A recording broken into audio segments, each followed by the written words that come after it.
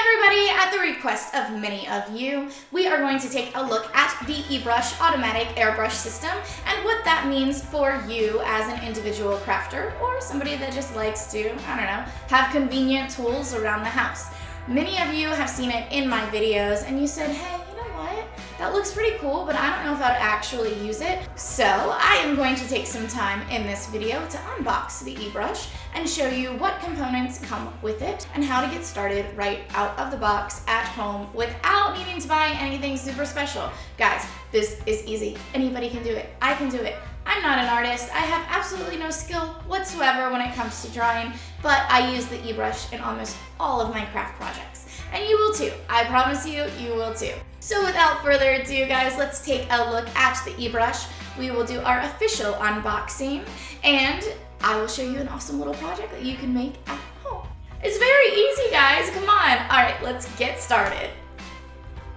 The eBrush is an automatic airbrush system. Use the eBrush without having to worry about a huge mess left behind. The eBrush can be used for home decor, food decoration, hobby crafts, holiday decor, and much more.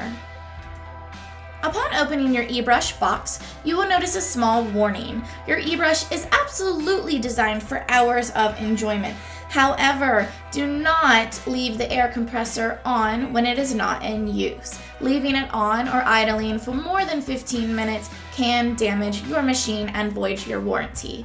You will also notice the eBrush has a very small user manual. The user manual is very descriptive and a step-by-step guide to show you how to get started with your eBrush. However, it is very small simply due to the fact that the eBrush is that easy to use. Now for the exciting part, guys, this is the eBrush Air Compressor. This unit is responsible for producing the airflow that will run from your air compressor to the eBrush itself. The next compartment of the box will contain a rubber hose. This rubber hose connects the air compressor to the eBrush itself. You will then find a marker adapter as well as a power cord to power your eBrush air compressor. Last but not least, you will find the eBrush itself.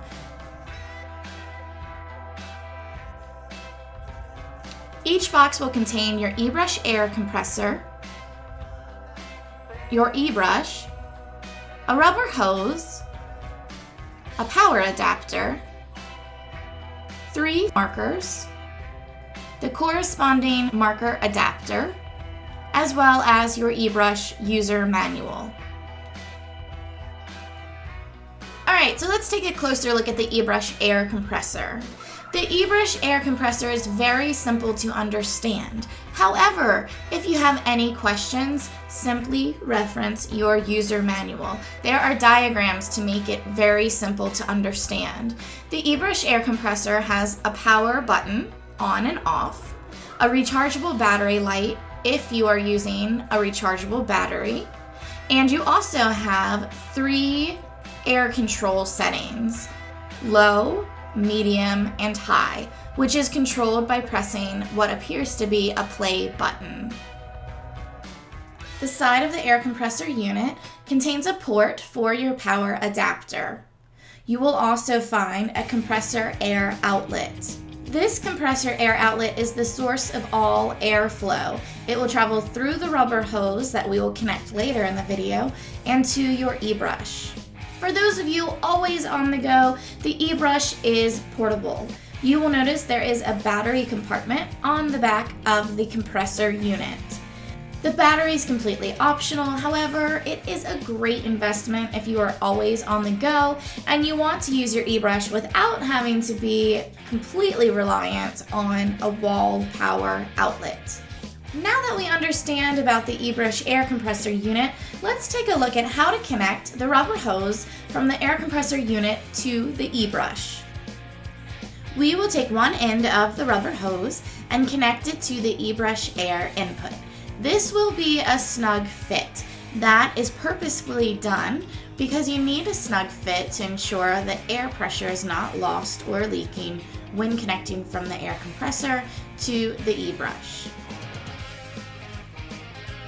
Next, we will attach the other end of the hose to the compressor air output.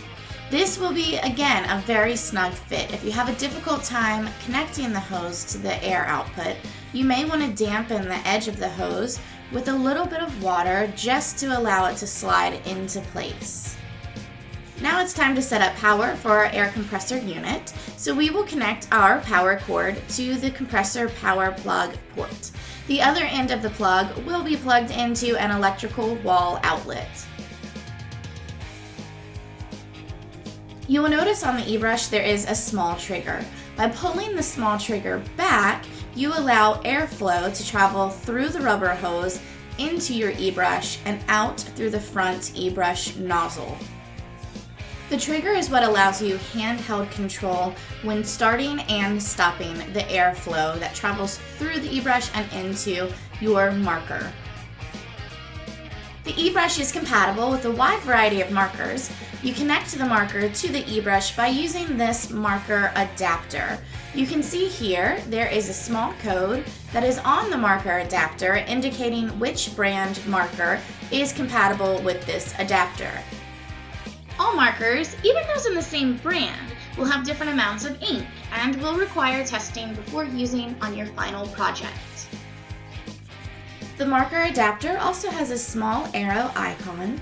This arrow icon will slide over the front of the eBrush and will point at the line on the top of the eBrush. This helps you with appropriate alignment, and then you will simply twist the marker adapter counterclockwise to lock the marker adapter in place. Once the marker adapter is locked into place, you can always check the compatible marker by looking at the code on the top of the marker adapter. You will also see the arrow is now pointing to the eBrush logo. That means the marker adapter is actually locked into place and ready for our marker itself. Using the chiseled side of the Spectrum Noir marker, we will slide our marker into the adapter.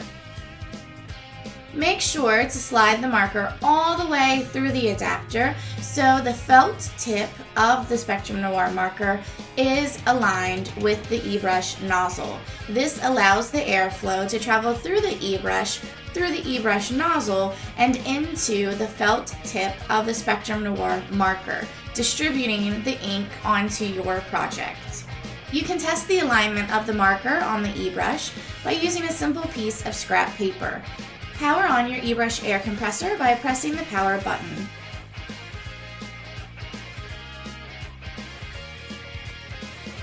The play button will allow you to control the airflow setting. You can set the airflow to a low setting, medium setting, or high setting. Remember, pulling the eBrush trigger allows the airflow to travel through the eBrush, out the eBrush nozzle, and over the felt tip of the marker being used. If you do not see ink sprayed onto your project, try sliding your marker forward to allow the airflow through the nozzle and directly into the felt tip of the marker. Sometimes the chisel tip is askew. Simply take a pair of needle nose pliers or a pair of tweezers and adjust the chisel tip so it is aligned properly for the airflow. While there are currently 6 marker adapters out at the moment, Craftwell will be coming out with newer ones in the future, such as Crayola and Lectraset Pro markers. But that does not mean you can't use other brands with the 6 adapters. I will share a secret with you. You can use the marker if it fits into one of the 6 barrel shapes, like tulip fabric markers can fit in the Tombow marker adapter. Does the marker you have not fit into any of the barrels? Use some foam to jimmy rig the marker into one of them.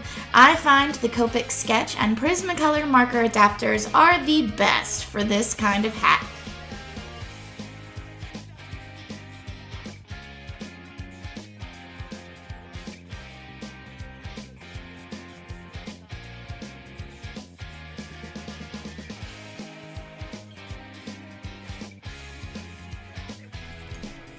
As promised, we will take a look at a very simple project by taking a few items from around the house and your new eBrush. I took a paper bag and a doily, placing the doily on top of the paper bag. I simply held the doily in place, used my Spectrum Noir marker with my eBrush, released the airflow, and allowed the ink to distribute over the edge of the doily.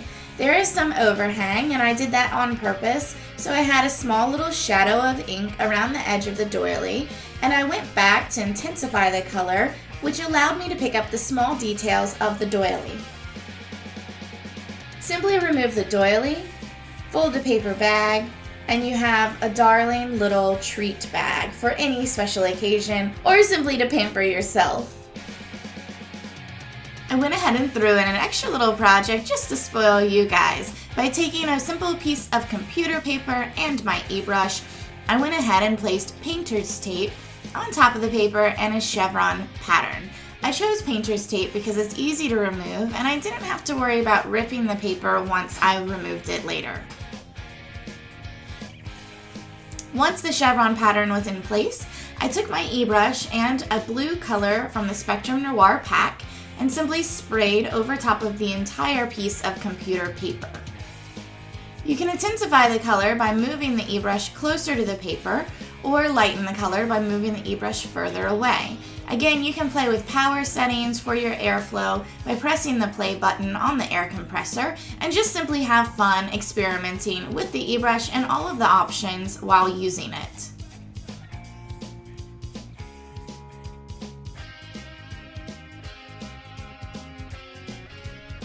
Gently peel back the painter's tape and you will see this adorable chevron pattern.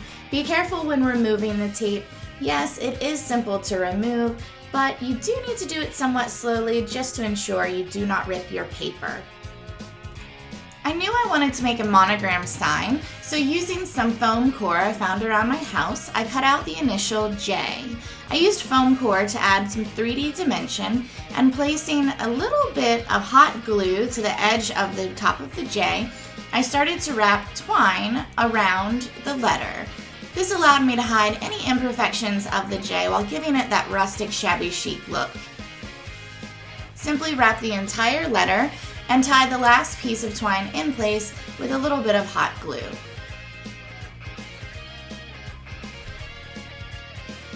Now it's time for assembly. I found an old frame, I have my chevron paper, and of course my twine wrapped monogram letter.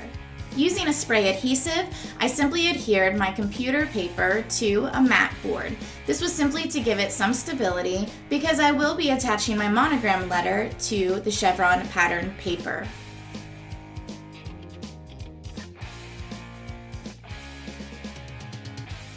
This frame lacked the fasteners to keep the mat board in place, so I took a little hot glue, placed the hot glue in the corners, and slid my mat board over the hot glue to adhere it to the frame.